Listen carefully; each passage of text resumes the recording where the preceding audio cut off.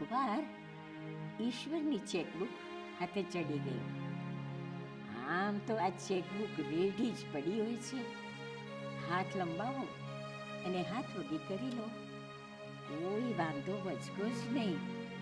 જેને ગમે તે એ ચેકબુક હાથમાં લઈ શકે અને જેને ગમે તે ગમે એટલા ચેક લખી શકે. પોતાના પુત્રાઓ આ ચેક વાપરી શકે માટે જ તો આ ચેકબુક ખુલ્લી જ રખાય છે. ચેકબુક હાથે કરવામાં ન તો કબાટ ફંફોસવા પડે, ન તો ખાના ખોલવા પડે, ન કશે ફંફોસવું પડે. ઘરમાં જ્યારે જોઈએ ત્યારે આ ચેક મળી જ જાય. આ ચેકબુક તો ઈશ્વરના ખાતાની ચેકબુક છે.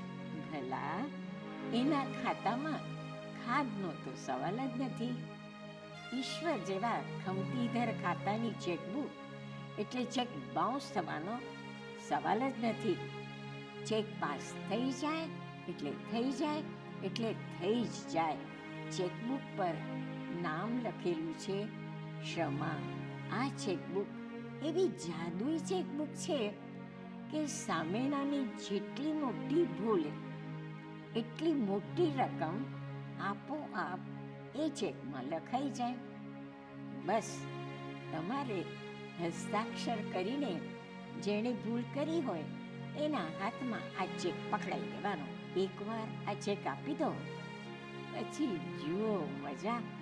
મજા એવી કે ભૂલ કરનારને જ્યારે તમારા હસ્તાક્ષર કરેલો ચેક મળી જાય ત્યારે ભૂલ કરવાવાળાને માફી મળી જાય. અને કોઈને માફ કર્યા માટે ઈશ્વરના અર્થશાસ્ત્રના નિયમ પ્રમાણે મસ્ત મોટી રકમ તમારા ખાતામાં જમા થઈ જાય.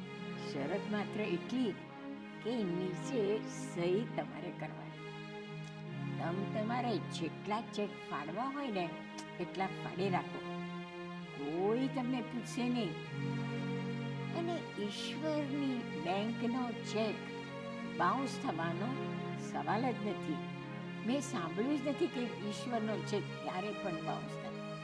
હા, માફી નામનો ચેક એકવાર મળી ગયા પછી શક્ય છે જેણે ભૂલ કરી હોય એ ભૂલ કરવાનું ભૂલી જાય, એની ભૂલ સુધરી જાય. એટલે તમારે બીજી વાર માફીનો ચેક આપવા માટે અન્ય કોઈની ભૂલ કરવા વાળાને શોધવો પડે. પણ ઠીક ને મારા ભાઈ, ભૂલ કરનારાઓને શોધવા ક્યાંય જવું નહીં પડે. છાપે ચડીને ટીવીમાં આવીને તમારા ઘરની અંદર, તમારા ઘરના બારણે, તમારા ઘરની અંદર ને બહાર અને ખુદ તમારી અંદર પણ તમને ભૂલ કરનાર જડી જશે. બસ માફીના ચેક પર સહી બરાબર ઉકલે એવી કરજો. હા, તમારા હસ્તાક્ષર તમને ઉકલેવા તો હોવા જોઈએ ને ભાઈ. બેંકવાળા ક્લાર્કને તમારા ખાતામાં રકમ જમા કરવાનું સહેલું પડે. મેં જોયું કે ઈસુની, મહાવીરની, મીરાની, નરસિંહ મહેતાની અને વળી જ્ઞાનેશ્વરની અને કંઈ કેટલાય સહીવાળા ચેક પાસ થઈ ગયા છે. ડરતા ડરતા મેં પણ મારી સહી કરેલા ચેક આપી જોયા. મેં આપેલા ચેક પણ પાસ થઈ ગયા. અને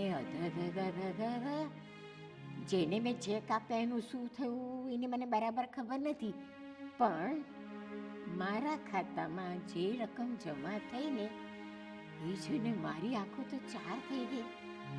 અરે ભલા ભગવાન, તારો હિસાબ તો કંઈક નવાઈના જ છે. ચેક મેં આપ્યો અને મારા ખાતામાંથી રકમ ઘટવાને બદલે વધતી જાય છે. તમારી તો કઈ વાત થાય. ઈશ્વર તારું તો અર્થતંત્ર અનોખું છે. બોકડ શંકર તો પોતાની સહી કરેલા ચેક હાથમાં લઈ લઈને ફરે છે. જે ભૂલ કરનાર મળે ને એને ફટ લઈને ચેક આપી દે છે.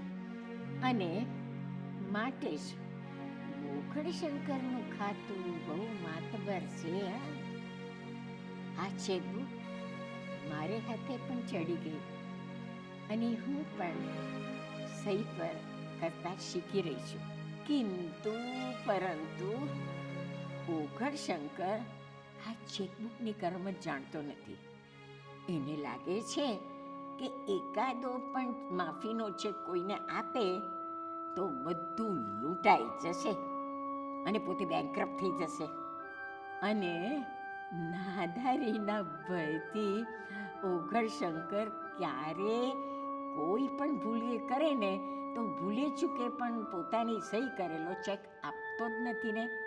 મેં ઓઘડ શંકરને દાંત કચાવીને ચેકબુક ફાડી નાખતા અને ફેંકી દેતા જોયો છે. ઓઘડ બબડતો જાય છે, આ કેટલી મોટી ભૂલ કેટલી મોટી એ પુરવાર કરવા સારું ઓઘડ શંકર મોટી મોટી ડંફાસો મારતો જ જાય છે, મોટેથી બરાડતો જ જાય છે. પણ ઓઘડ શંકર ચેકબુક હાથમાં લે જ નહીં, અને ચેકબુક હાથમાં લે નહીં ને સહી કરે જ નહીં, અને કોઈને ચેક આપે જ નહીં.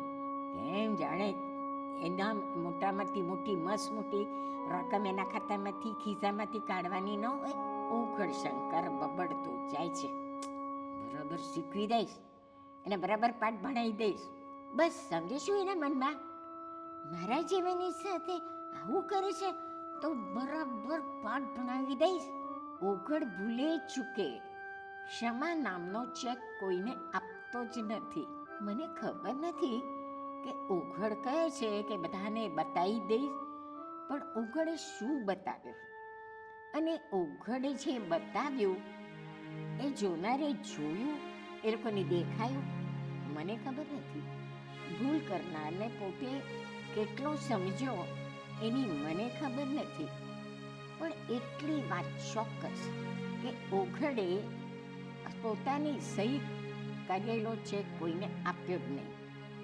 ઓઘડ શંકર એના ખાતામાં રકમ જમા થઈ જ નહીં. બેંક પાસે બહુ પૈસા છે, બેંક પાસે બહુ પૈસા છે, બેંક પાસે તો બહુ પૈસા છે, પણ ઓઘડ શંકર એ વાપરતો જ નથી. કોણ જાણે કેમ ઓઘડ શંકરને ચેકબુકને ફાળવા આવડતું જ નથી. બેંક પાસે બહુ પૈસા છે અને બેંક પાસે ઘણા રકમ છે, પણ ઓઘડ પોતાના ખાતે રકમ જમા કરાવતો નથી. ઓઘડને જઈને કોણ કહે ભઈલા, મોટી ભૂલ કરનારને જઈને તારો ચેક આપી દે ને, તારી સહી કરીને.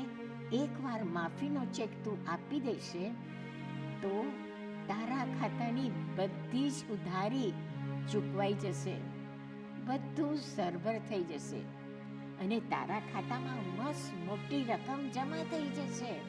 લો, મોટા ખમતીધર ખાતેદારોની આ પ્રસિદ્ધ વાત મેં ફરી એકવાર જાહેર કહી હતી.